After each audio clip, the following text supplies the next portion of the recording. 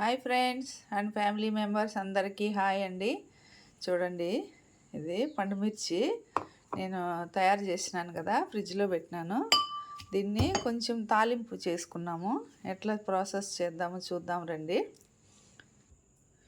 చూడండి, ఆయిల్ వేసి పాత్ర పెట్టుకున్నాను. స్టవ్ వెలిగిద్దాం. ఆయిల్ వేడి ఎక్కనిద్దాము ఆవాలు చిట్లడానికి. ఆయిల్ హీట్ ఎక్కిపోయింది, ఆవాలు వేద్దాము.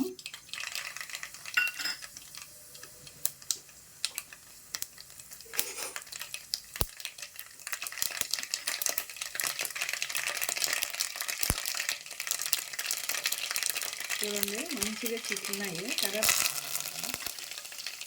కరివేపాకు కూడా బాగా ఫ్రై అయింది. ఇప్పుడు దంచి పెట్టుకున్నాము, తెల్లగడ్డలు వేసుకున్నాము.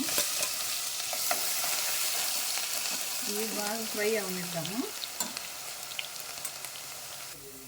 చూడండి, తెల్లగడ్డలు బాగా గోల్డెన్ కలర్ వచ్చేసినాయి. ఇప్పుడు ఈ కారము ఇందులో వేసేద్దాము.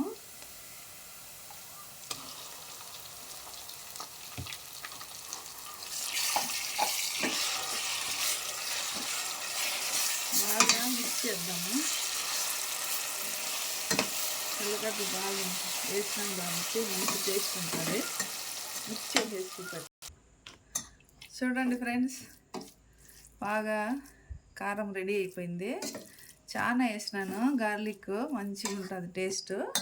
ఇప్పుడు కొద్దిగా ఇంగ వేద్దాము, ఒక చిటికెడు, టేస్ట్ బాగుంటుంది. అట్లే హాఫ్ స్పూన్ మెంతిపొడి. ఇంకంతేనండి, కలిపేసి దించేయడమే.